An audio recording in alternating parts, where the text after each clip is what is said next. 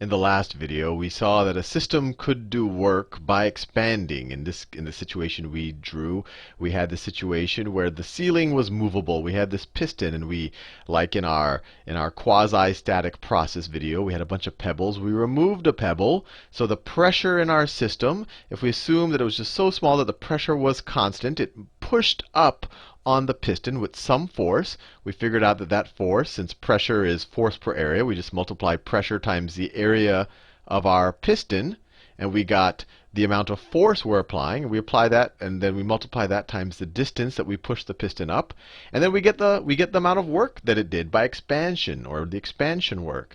We said, well, we could have rewritten that if we said pressure times our area times our distance. We could instead write that as pressure times the area times the distance. And the area times the distance is the change in volume. And so we came up with a neat little formulation that the work done by a system could be written as the pressure times the change in volume. So in this case, I wrote the internal energy formula where it's the work done by the system. So I did a minus, right? Because when you do work, you are giving energy away to someone else. So in that situation, we did a minus. And so we could, instead of writing work, we could say minus the pressure times the change in volume. And remember, this is a quasi-static process. We're doing it at very small increments. We're assuming that this change in volume is very small and that the pressure is roughly constant while we're doing this. And of course, that's not the case, right? If we did this, if this was a large change in volume, or if this happened all of a sudden, if these were really big pebbles, then our pressure will change as we expand. So it's hard to say what the pressure times the change in volume is. But if we assume things are really being done in a very small increments, we can say, OK, let's say the pressure was constant over that small increment, and then we can multiply it by the change in volume. Now let's see how this can relate to some of what we've done before with the PV diagram. And so far, all we've seen the PV diagram, or what I used it for, is to kind of help explain the difference between quasi-static processes, or to say when macro states are defined. But let me now do something more useful with it. And this will give you an idea, or start giving you an idea of why people who study thermodynamics love these so much. So before I did anything, when my canister was just here, I had all the pebbles on him. We were in a state of equilibrium. I could describe all of its macro states, its pressure, its volume, its temperature, including it. I could describe its internal energy as well. But let me draw it here. So let's say I was at this state. This was state number 1. State number 1 was right there. And then let's say I just start removing pebbles. Remember, if I just removed all the pebbles at once, the system is going to go into flux. We wouldn't be doing a quasi-static process or a reversible process, which isn't always the same thing. But for our purposes, we wouldn't be in equilibrium the whole time, and we'd have to wait to get to equilibrium. And at some point, we'd have some pressure and volume that's down here. This is if we weren't doing it as a quasi-static process. Now, we are, what I showed in the last video, we are doing it as a, or we're trying to get close to a quasi-static process because we're doing it in small increments, in these little pebbles. And if these aren't small enough for you, you could do it in smaller pebbles. So we're moving incrementally. So for example, in that last video, we maybe moved from there. We removed one pebble, and we got right there. You remove another pebble, you go right there. You remove another pebble, you go right there. And the benefit of doing these quasi-static processes is you really get a path going from one state to the next. So if let's say when you remove all but one of the pebbles, just, this describes our path. So let's say we are in state 2 and we've removed all but one. Let me draw that. So state 2 will look something like this. I'll draw it really quick. So that's our container. That's our piston. We only have one pebble left on top. And then, of course, we have the gas now. The gas, we have a much higher, let me write this down. This is state 2. And let me write state 1 was something like this. State 1, the ceiling was lower. We had a bunch of pebbles on top of it. And we had a smaller volume, and so the gas was bumping into the ceilings and the walls and the floor a lot more. I should draw the same number. So we had a higher pressure. So pressure was high, and volume low. Now in state 2, so this is pressure high. So this is pressure, is this axis. This is axis volume. So we had high pressure, low volume. And we got to a situation after removing all but one pebble, And we're doing it slowly, so we're always in equilibrium, so we have a path. This is after removing each of the pebbles, so that our pressure and volume macro states are always well defined. But at state 2, we now have a pressure low, and volume is high. The volume is high, you can just see that, because we've kept pushing the piston up slowly, trying to maintain ourselves in equilibrium so our macro states are always defined. And our pressure is lower just because we could have the same number of particles, but they're just going to bump into the walls a little bit less because they have a little bit more room to move around. And that's all fair and dandy. So this describes the path of our system as it transitioned, or as it experienced this process, which was a quasi-static process. So everything was defined at every point. Now we said that the work done at any given point by the system is the pressure times the change in volume. Now, how does that relate to here? Change in volume is just a certain distance along this x-axis, or like I should call it the volume axis. This is a change in volume. Right? We started off at this volume, and let's say when we removed one pebble, we got to this volume. Now, we want to multiply that times our pressure. Since we did it over such a small increment, and we're so close to equilibrium, we can assume that our pressure is roughly constant over that period of time. So we could say that this is the pressure over that period of time. And so how much work we did? It's this pressure over here times this volume, which is the area of this rectangle. The area of this rectangle right there. And for any of y'all who've seen my calculus videos, this should start looking a little bit familiar. Right? And then what about when we take our next pebble? Well, now our pressure is a little bit lower. This is our new pressure. Our pressure is a little bit lower. And we multiply that times our new change in volume, times this change in volume. And we have that increment of work. Once again, is the area of this rectangle. And if you keep doing that, the amount of work we do is essentially the area of all of these rectangles as we remove each pebble.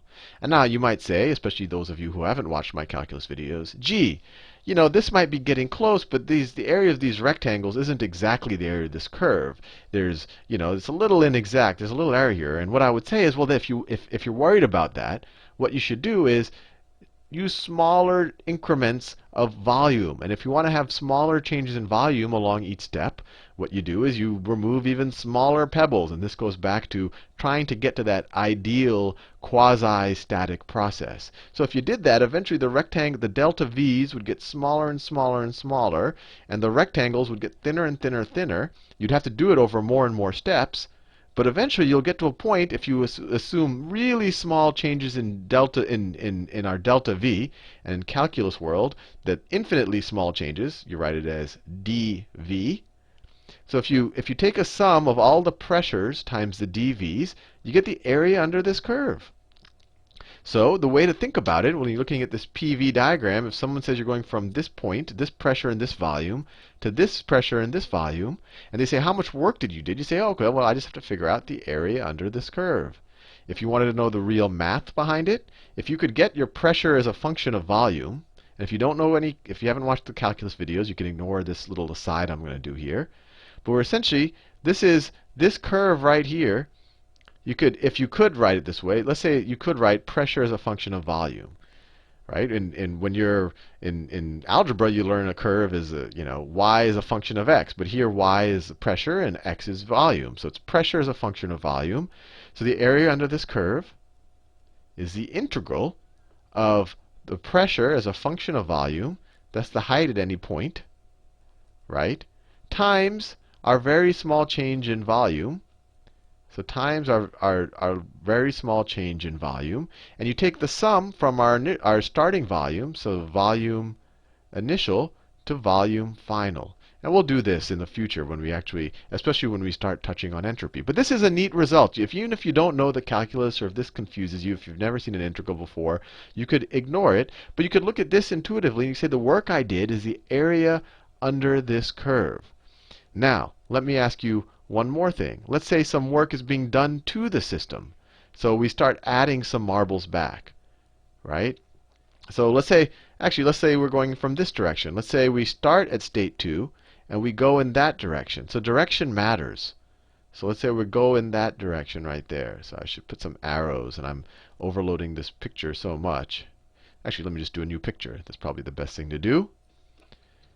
So it's pressure, volume. I'm actually going to do two. Nope. Let me just do pressure, volume. I'm going to do two graphs here.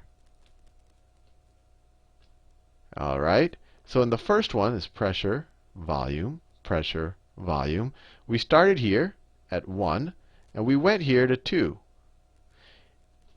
So our system was essentially pushed up on the piston, and it could be a curve or a line. I'm not going to get too particular right now, but it was going in this direction.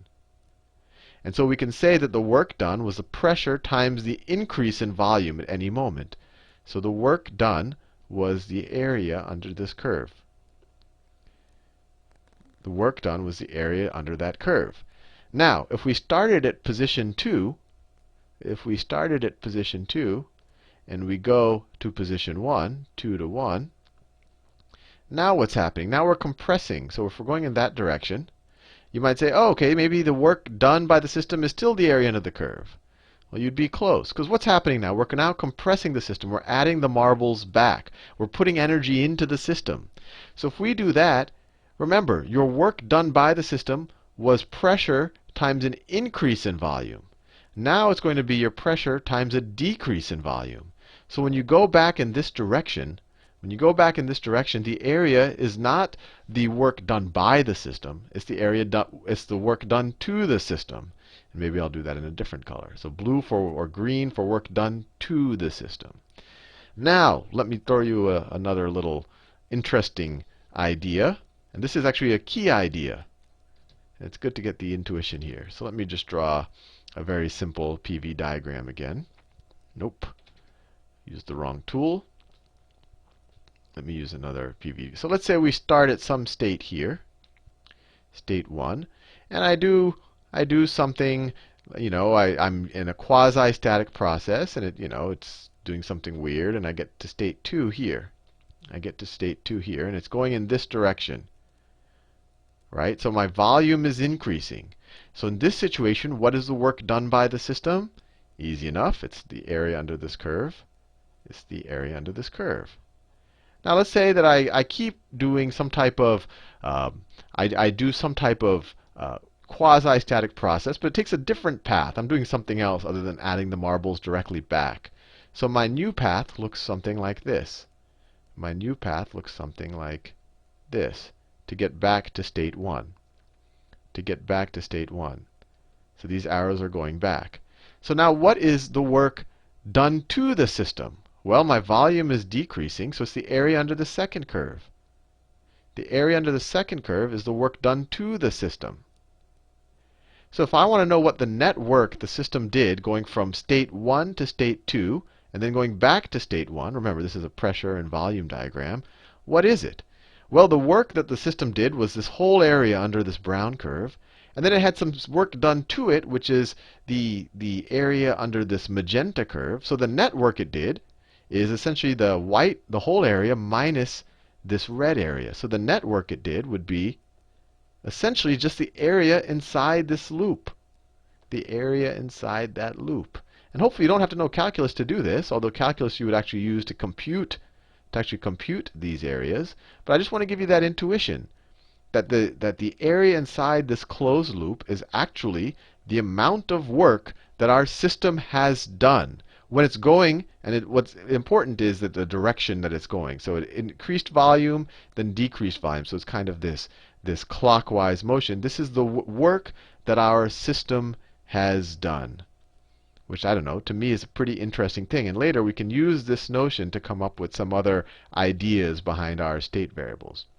I'll make one little aside here. Remember, our state variable pressure volume, we did stuff to it, then we went back to that state. That stayed the same. And I want to say another thing. For our purposes, when we're dealing with ideal gases, where the internal energy is essentially the kinetic energy of the system, if we go and do all sorts of crazy stuff and come back, our internal energy hasn't changed. So the internal energy is always going to be the same at this point. So if I said I did all of this stuff and came back here, what is my change in internal energy? It's 0. Change is 0. Now if I said I went from here to here, I would have a different internal energy and my change would be something real. But since this is a state function, it doesn't care how I got there. If I took all these loops and got back there, it just says, look, if I'm at this point in the PV diagram, my internal energy is the same thing. So if I start at this point and I finish again at this point, I have had no change in internal energy. And we'll talk more about that in the next video. But I just wanted to leave you there and get you to this intuition behind the areas under the curves in the PV diagram.